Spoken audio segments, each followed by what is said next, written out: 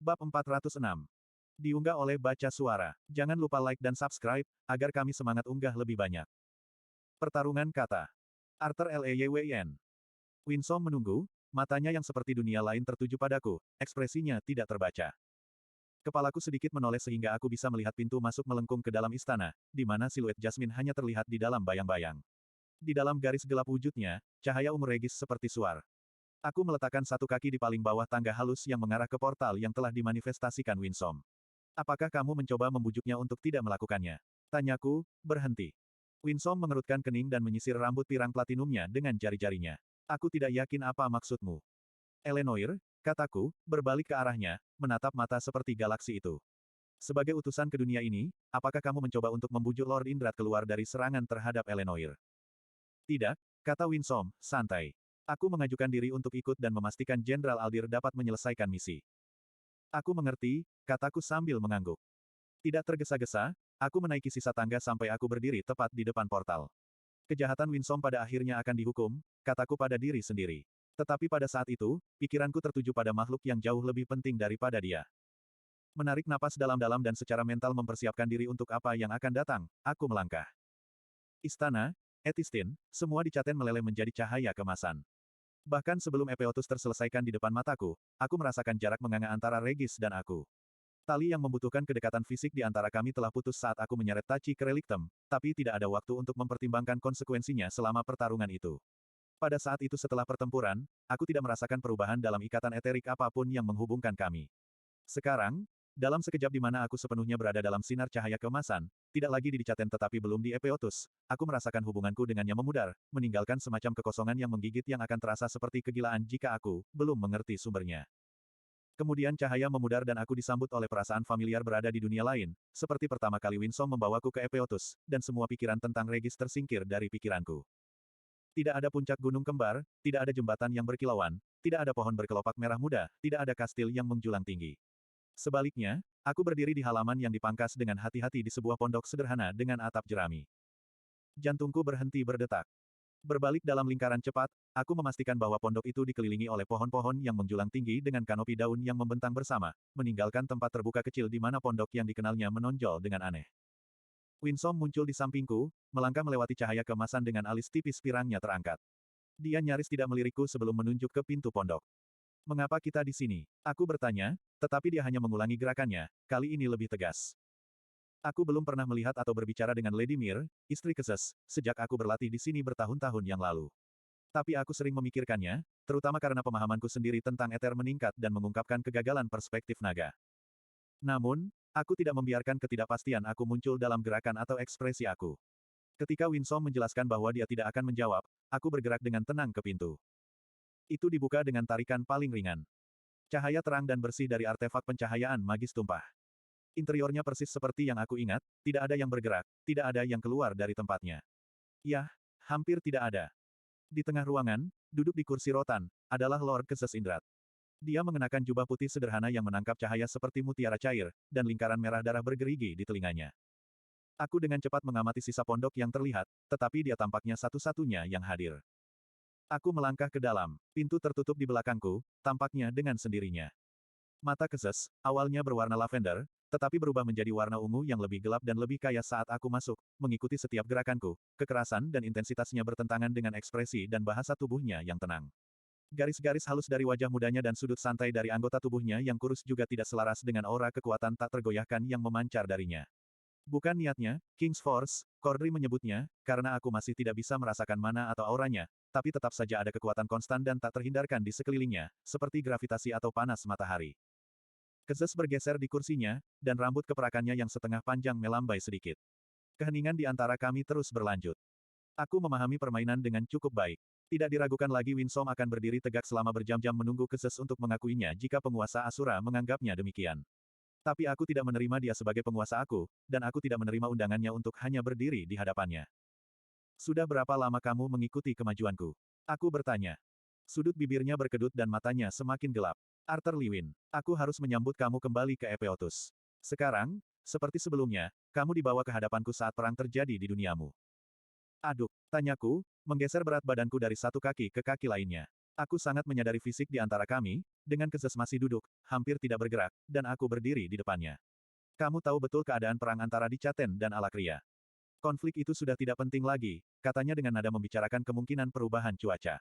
Aku katakan sebelumnya bahwa aku melihat kamu sebagai komponen yang diperlukan dalam konflik itu, tetapi kamu gagal mengindahkan saran aku, yang menyebabkan kegagalan kamu yang tak terhindarkan. Sekarang saatnya untuk menentukan apakah ada tempat untukmu dalam perang yang akan datang antara klan Fritra dan semua Epeotus. Sesuatu yang dia katakan menempel padaku, dan aku tidak bisa memaksa diriku untuk melewatinya, meskipun aspek lain dari percakapan kami lebih penting. Saranmu yang gagal, aku perhatikan. Kamu berbicara tentang Tesia. Alisnya naik sepersekian inci, dan matanya berkilat magenta. Melalui kamu dan reinkarnasi lainnya, Nico, Agrona mempersiapkan wadah yang sempurna untuk entitas yang dikenal sebagai warisan. Dan melalui dia, kamu telah memberinya pengetahuan dan kekuatan yang cukup untuk menjadi ancaman bagi Epeotus, dan dengan melakukan itu semua tetapi meyakinkan kehancuran dunia yang telah kamu cintai dan semua orang di dalamnya. Kamu menganggap diri kamu bijaksana karena kamu telah menjalani dua kehidupan yang singkat, sehingga kamu menolak untuk mendengarkan nasihat yang bermaksud baik, lupa bahwa mereka yang memberikannya hidup selama berabad-abad sebelum Raja Grey lahir, dan akan hidup berabad-abad setelah tulang-tulang Arthur Lewin berubah menjadi debu. Titik petik 2. Aku menahan ejekan. Aku tidak berpikir kamu tahu setengah sebanyak yang kamu berpura-pura. Jika kamu mengerti semua ini sebelum reinkarnasi Cecilia, kamu akan membuat Winsome membunuh Tesia, atau Nico, atau bahkan aku. Aku menyilangkan tanganku dan mengambil langkah lebih dekat dengannya. Bagaimana Agrona bisa sejauh ini di depanmu? Tanpa terlihat bergerak, Kezes tiba-tiba berdiri. Matanya berwarna ungu petir yang marah, tapi ekspresinya tetap tenang kecuali rahangnya yang mengeras. Kamu tidak menunjukkan dirimu dengan baik sekarang. Sebelumnya, kamu memiliki ikatan dengan cucu perempuan aku untuk melindungi kamu. Karena kamu telah, dalam banyak kegagalan kamu, membiarkannya mati dalam pertempuran, kamu tidak dapat lagi mengklaim perlindungan seperti itu. Jika kamu tidak membuktikan kepada aku bahwa kamu masih memiliki peran dalam perang, aku akan menghancurkan kamu. Aku sudah menduga ini, baik ancaman maupun penyebutannya tentang Sylvie. Aku tidak bisa menebak seberapa banyak yang Kezes ketahui tentang apa yang terjadi pada Sylvie, tapi ada cara tertentu untuk mengetahuinya. Memberdayakan bentuk mantra di lengan bawah aku meraih telur batu warna-warni yang aku pulihkan dari reliktem setelah bangun tidur. Batu itu muncul di tanganku, dilingkari sesaat dalam partikel eterik. Sylvie tidak mati. Kezes meraih telur itu tetapi berhenti sebentar, jari-jarinya yang terentang hanya beberapa inci jauhnya. Jadi, memang benar kalau begitu. Aku menunggu, berharap Kezes bisa memberikan sesuatu.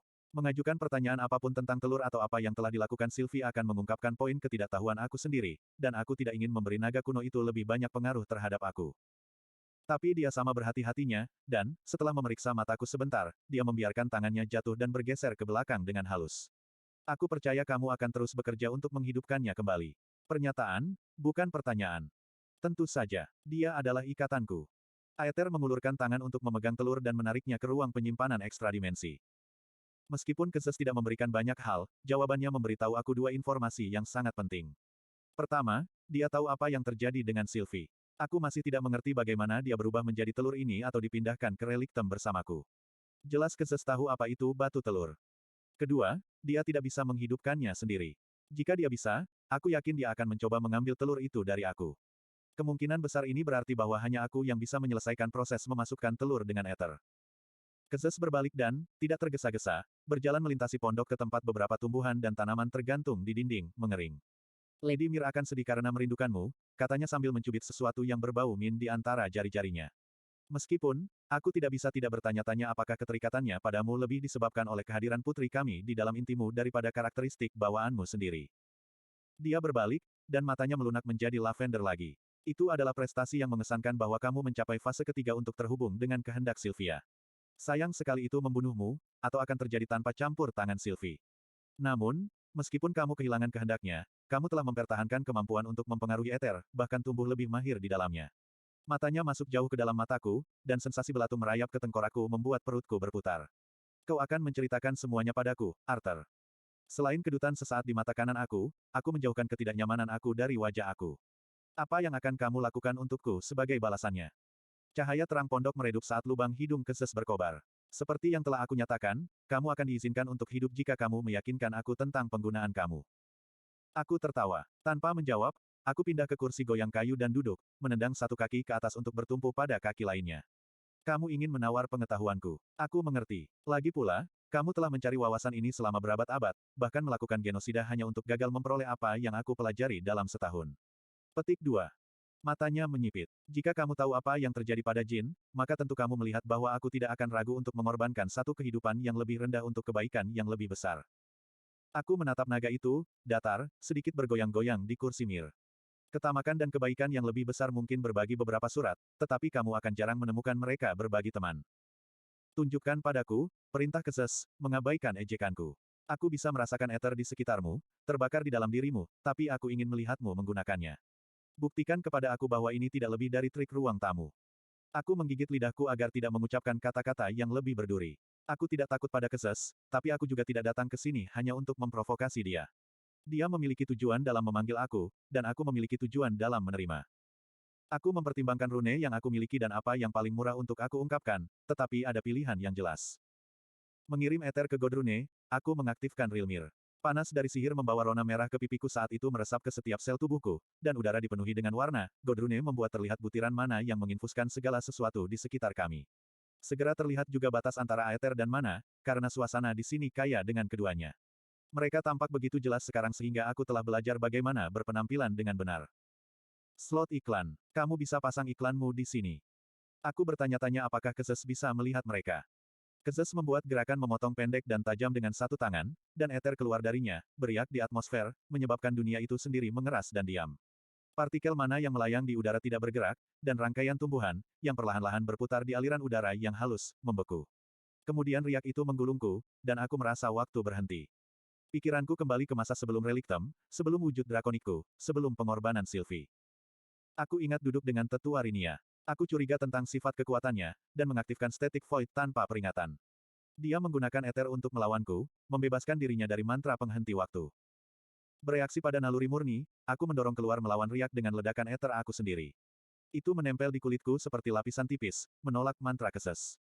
Matanya melebar, menunjukkan keterkejutan yang nyata dan bahkan, pikirku, ketidakpastian untuk pertama kalinya. Segala sesuatu yang lain di pondok itu membeku, tidak bergerak. Tapi kursiku terus bergoyang sedikit, dan aku merasakan satu alis terangkat saat bibirku melengkung membentuk senyum masam tanpa humor. Aku pikir kamu akan menemukan pemahaman aku tentang ether cukup sepadan dengan waktu kamu. Keses melihat sekeliling, sedikit mengernyit. Dia membungkuk untuk memeriksa sesuatu, dan aku menyadari ada semacam laba-laba yang menempel di kaki meja Mir. Keses menarik laba-laba dari tempat bertenggernya, mengamatinya dengan cermat. Jari-jarinya tertutup, dan bagian dalam laba-laba menodai ujung jarinya. Dia melemparkan mayat kecil itu ke lantai, lalu mengembalikan perhatiannya padaku. Kamu datang dengan pengetahuan ini dalam rangkaian ruang bawah tanah yang dikenal sebagai reliktem, kata Keses, disonansi bergema-bergema dalam suaranya. Tapi Agrona telah mengirim penyihir ke benteng terakhir Jin selama bertahun-tahun. Matanya menyipit saat dia menatapku, waktu masih berhenti. Apa yang membuatmu berbeda? Bagaimana kamu menaklukkan di mana semua orang lain telah gagal? Petik 2. Secara eksperimental, aku mendorong kembali mantra penghenti waktu. Aether di sekitar aku tertekuk, tetapi aku tidak dapat memperluas penghalang di luar diri aku dan kursi tempat aku duduk. Aku bersedia memberi kamu informasi. Tapi hanya jika kita bisa mencapai semacam kesepakatan. Keses memutar pergelangan tangannya, dan mantranya menghilang. Aku bernapas lebih mudah, baru kemudian menyadari betapa sulitnya menahan kemampuan Aefum. Sebelum melanjutkan, Keses kembali ke kursi rotannya yang sederhana, duduk di sana dengan cara yang membuatnya tampak seperti singgasana. Dia memperhatikanku beberapa saat setelah itu, mempertimbangkan. Kemudian, perlahan, seolah-olah merasakan kata-kata saat dia mengucapkannya, dia berkata, perebutan kembali di Caten merupakan kejutan, baik bagi aku maupun Agrona Fritra, tetapi itu tidak dapat bertahan lama. Aku mengangguk. Aku sadar perhatian Agrona telah beralih ke tanahnya sendiri. Begitu dia menyelesaikan pemberontakan di sana, matanya, dan pasukannya, akan kembali ke Dicaten. Dia mungkin tidak memiliki pemahaman yang lengkap tentang kemampuanku, tapi dia tahu aku mengalahkan pasukan Uraidnya.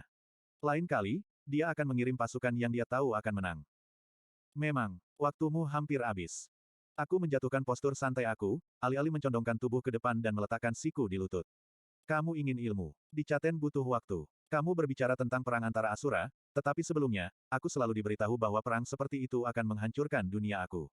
Aku berhenti, membiarkan kata-kataku menggantung di udara, lalu berkata, aku tidak akan membiarkan itu terjadi, Keses.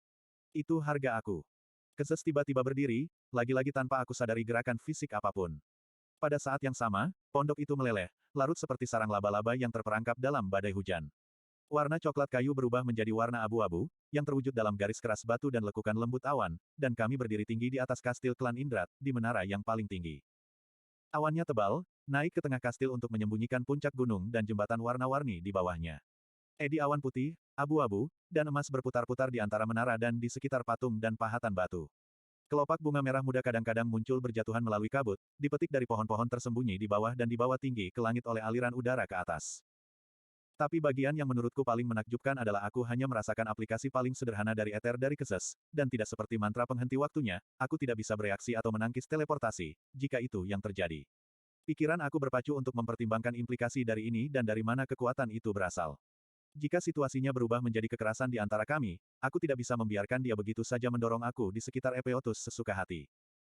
Kezes meletakkan tangannya di ambang jendela yang terbuka dan menatap domainnya. Ruangan di sekitar kami polos dan kosong, tapi ada lekukan melingkar yang dikenakan di ubin abu-abu berwarna ungu yang membentuk lantai. Seperti seseorang telah mondar-mandir tanpa henti dalam satu lingkaran selama ratusan tahun. Kamu akan menjelaskan kekuatan yang telah kamu peroleh, kata Indrat, masih tidak menatapku. Dan kamu akan memberitahu aku secara rinci bagaimana kamu mengelola wawasan ini, dan bagaimana kamu membuat inti yang dapat memanipulasi ether secara langsung. Sebagai gantinya, aku akan menjamin bahwa tidak ada konflik antara Asura yang tumpah ke Dicaten, dan aku akan membantu kamu dalam mencegah Agrona merebut kembali benua itu. Aku menelan keterkejutanku. Aku tidak menyangka dia akan membuat penawaran yang adil begitu cepat, tetapi aku senang untuk menghindari bola balik yang diperpanjang, mengancam dan tawar-menawar secara bergantian. Tetap saja, aku tahu sejauh mana Keses akan pergi untuk memahami kekuatanku. Rakyat Alakria juga tidak boleh disakiti, kataku tegas, mengadopsi tingkah laku seorang raja yang membuat proklamasi, sesuatu yang sudah cukup sering kulakukan sebagai Raja Grey.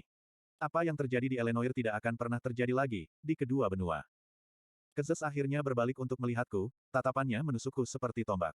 Sangat menarik bahwa kamu menyebutkan Elenoir, karena ada bagian kedua dari tawaran aku, tetapi kami akan membahasnya pada waktunya. Aku tidak akan menggunakan teknik World Eater di Alakria, tetapi mencegah kerugian besar-besaran di sana akan mengurangi kemampuan aku untuk menjamin keamanan di Caten. Tidak apa-apa, kataku, sambil mengangkat bahu acuh tak acuh. Aku tidak akan menukar jutaan nyawa untuk melindungi ribuan.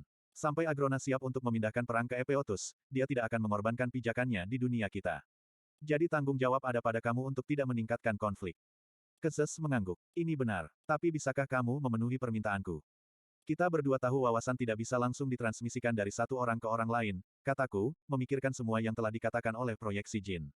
Aku akan menjelaskan kekuatan aku dan bagaimana aku menerimanya, serta proses aku sendiri untuk mendapatkan wawasan tentang masing-masing Godrune. Apa yang kamu lakukan dengan informasi itu sepenuhnya terserah kamu. Matanya menjadi gelap saat dia berpikir. Kamu menawarkan aku kabut dan mungkin, tetapi mengharapkan hasil nyata sebagai balasannya. Kau tahu apa yang kau tanyakan padaku, kataku, bersandar ke dinding. Kamu menyiksa dan memusnahkan seluruh ras mengejar wawasan mereka, tetapi kamu tidak belajar apa-apa, kan? Itu adalah kedua kalinya kamu menyebutkan ini, katanya, suaranya bergemuruh rendah saat awan badai menggelapkan wajahnya. Hati-hati, Arthur, agar kamu tidak melangkahi. Peristiwa pada zaman itu bukanlah subjek untuk teman yang sopan, dan penyebutan ras kuno dan mati itu dilarang di sini. Petik 2. Aku menimbang respons aku, bingung antara mendorongnya lebih jauh dan membiarkannya pergi. Kekejaman Indra terhadap Jin tidak bisa dimaafkan, tapi tidak ada gunanya mengganggu aliansi lemah saat ini yang sepertinya kita bentuk di atasnya. Tidak sekarang. Kau bilang ada bagian kedua dari perjanjian ini, kataku panjang lebar. Jadi, mari kita dengarkan. Indrat melintasi ruang kosong ke jendela yang berbeda. Pemandangan dari jendela bergeser saat dia mendekat, suatu saat menunjukkan puncak gunung yang jauh yang nyaris menembus awan, seperti pulau di laut, dan padang rumput tinggi yang tak berujung dengan warna mulai dari biru tua hingga pirus. Jalan sempit berkelok-kelok melewati rerumputan. Tanah hancur dan berlumuran darah dan mayat. Selain melindungi Dicaten dan Alakria dari perang yang akan datang, kata Indrat, nadanya waspada, kata-kata yang diucapkan dengan lelah dengan cara yang belum pernah aku dengar darinya sebelumnya, aku menawarkan keadilan, jika kamu mau memberi. Aku sama sebagai gantinya. Petik 2. Aku tidak berpikir kamu akan menikmati jenis keadilan yang aku tawarkan kepada kamu, pikir aku. Tetap saja, aku penasaran dengan apa yang terjadi dan apa maksudnya. Lanjutkan. Aku memerintahkan Aldir untuk menggunakan teknik World Eater. Kamu dan aku sama-sama tahu dia adalah seorang prajurit yang melakukan tugasnya. Kezes berbalik menghadapku. Matanya beralih melalui beberapa warna ungu, menetap sebagai lembayung muda yang sejuk. Tetapi bagi orang-orang di duniamu, kekuatannya lah yang melepaskan kehancuran seperti itu. Aldir adalah hantu dalam kegelapan yang mereka takuti sekarang. Jadi aku menawarkan hidupnya untuk menenangkan masa. Hukum dia atas kejahatannya dan sembuhkan luka yang ditinggalkan oleh pemakan dunia di hati orang-orangmu. Untuk pertama kalinya sejak membuka pintu Pondok Mir dan menemukan Kezes menungguku, aku merasa salah langkah, benar-benar lengah dengan tawaran tak terduga ini. Keadilan apa yang kamu inginkan sebagai balasannya? Tanyaku perlahan, mengulur waktu untuk berpikir. Kezes melihat kembali ke padang rumput yang berlumuran darah. Keadilanmu adalah keadilanku. Aku terlalu banyak bertanya pada prajuritku. Teknik World Eater tidak dilarang karena kemampuan destruktifnya, tetapi karena kerusakan yang ditimbulkannya pada Castor. Ini menurunkan pikiran dan merusak semangat Pantheon yang menggunakannya. Noda merah ini dulunya adalah naga pemberani, tentara yang bertempur di samping Aldir, dilatih di bawahnya. Kezes meletakkan tangan di kedua sisi jendela, menatap tajam ke bawah pada lanskap asing. Dia meninggalkan jabatannya, dan ketika mereka mengulurkan tangan kepadanya, berusaha membantunya, dia membantai mereka. Aku tertawa terbahak-bahak. Kezes segera sadar, emosi yang dia tunjukkan menghilang saat ekspresinya yang biasanya tenang kembali. Kamu berjalan di jalur yang berbahaya, nak. Jadi idemu untuk memberi kami, keadilan, adalah meminta kami membersihkan kekacauan yang kau buat sendiri. Tanyaku tidak percaya. Aku tahu kamu tidak terlalu menganggap kami, lebih rendah, tapi ayolah. Kezes menatapku untuk waktu yang lama, lalu berbalik ke jendela dan mengabaikan pemandangan padang rumput. Lautan awan yang perlahan bergulir muncul kembali. Kalau begitu biarkan ini menjadi peringatan untukmu. Aldir telah meninggalkan Epeotus ke Dicaten, dan dia berbahaya. Jika kamu memberinya perlindungan atau mencoba bersekutu dengannya, sisa tawar-menawar kami akan batal. Dia serius, aku menyadarinya. Aldir pasti benar-benar mengutak-atik ekor naga tua itu untuk membuatnya semarah ini. Dicatat, kataku sebagai jawaban. Dan setuju. Jika kamu menjaga perang kamu dengan klan Fritra agar tidak meningkat di dunia kita, dan kamu membantu aku menjaga Agrona agar tidak menguasai Dicaten lagi, aku akan memberitahu kamu semua yang aku temukan tentang Ether. Kezes mengulurkan tangan. Aku ragu-ragu, tahu lebih baik daripada mempercayainya tetapi tidak yakin penghinaan macam apa yang akan aku tolak. Dia menunggu. Sesaat kemudian, aku meraih tangannya. Sulur cahaya ungu muncul di sekitar tangan siam kami, lalu memanjang keluar di sepanjang pergelangan tangan dan lengan bawah kami. Aether mencengkeram erat, mengikat kami bersama-sama hampir menyakitkan. Perjanjian telah dibuat, dan kamu terikat padanya, kata Kezes dengan sungguh-sungguh. Hancurkan, dan mantra ini akan melahap intimu. Saat dia berbicara, gulungan Ether mulai menjalar ke dalam dagingku, menembus otot-ototku dan ke dalam sarafku. Itu menyakitkan, tetapi tidak terlalu menyakitkan. Dalam hitungan detik, Ether telah mencapai inti aku, membungkusnya seperti rantai, memberikan tekanan fisik pada organ. Aku tidak setuju dengan itu. Kita mulai segera, kata Kezes singkat, seulas senyum menghiasi topengnya yang tanpa ekspresi. Kamu berjalan di jalan wawasan. Perspektif aku tentang ruangan itu berubah, dan aku mendapati diri aku berdiri di jalan batu yang sudah usang. Berjalan, dan aktifkan, godrunemu saat kamu memanggil mereka. Aku menatapnya, bagian yang sama marah dan tidak yakin. Aku tidak berharap untuk segera memulai, dan menghukum diri aku sendiri karena tertangkap basah oleh ikatan itu. Tentu saja dia tidak akan begitu saja mempercayaiku untuk menceritakan semua yang dia tahu. Harus ada pengamanan. Sial, pikirku, lalu segera mengalihkan energi mentalku ke arah yang lebih positif. Kau membuang-buang waktu, kata Kezes. Berjalan, dan lempar. Aku mulai bergerak, mengikuti jalan batu yang sudah usang. Cahaya segera mulai berkedip dan berkedip di seluruh lingkaran. Lalu aku meraih Rilmir lagi. Lingkaran itu meledak menjadi hidup dengan cahaya dan energi, membentuk serangkaian rune yang dihubungkan oleh lusinan garis terang. Partikel mana dari setiap warna mengalir kaya dan bersemangat di sekitar lingkaran, digiring oleh butiran ametis dari Aether. Tapi aku hanya setengah melihat gelombang mana yang tiba-tiba bergerak melalui rune. Di dalam diriku, aku bisa merasakan Aether asing menempel erat di intiku. Itu bereaksi terhadap setiap pikiran aku, mengencangkan jika aku bahkan mempertimbangkan kemungkinan berbohong atau membatasi apa yang aku tunjukkan ke Ses. Aku tahu jika aku menyembunyikan sesuatu, itu akan bereaksi keras dan mencoba untuk memaksa tangan aku. Dan kemudian bunuh aku jika aku masih menolak. Itu tidak akan berhasil. Aku belum siap untuk mengungkapkan lebih banyak tentang Rilmir daripada kehadirannya. Tidak ada alasan bagi Keses untuk mengetahui bahwa aku bisa memindahkan mana dengan Aether. Jadi aku membiarkan Godrune memudar, lalu menyalurkan Aether sebagai gantinya ke Aroas Requiem. Aku merasakan tatapan lapar Keses pada setiap langkahku, sama seperti aku merasakan tali Aether menyempit di sekitar intiku. Partikel valet menari-nari di sepanjang ujung jariku tanpa tujuan, tapi itu tidak masalah. Path of Insight bereaksi, berkedip dan menyala, baik mana dan Aether mengikuti kemajuanku seperti satu bola mata raksasa. Tapi di dalam tubuhku, sesuatu yang lain sedang terjadi. Saat aku mengilhami Godrune, aku juga membiarkan Aether bocor dari inti aku. Tapi aku menjaganya tetap dekat, lingkaran Aetherku sendiri yang mengorbit intiku dan mantra pengikat Keses. Jika aku akan membuat kesepakatan dengan penguasa naga, itu akan menjadi persyaratan aku sendiri, bukan miliknya. Dengan hati-hati membentuk Aether aku menariknya dekat di sekitar rantai invasif, dan Aether aku menempel erat pada Keses seperti halnya pada kulit aku sendiri ketika aku membuat penghalang pelindung. Lalu aku tarik. Mantra itu menolak, Aether ingin mempertahankan bentuknya, untuk mempertahankan tujuannya.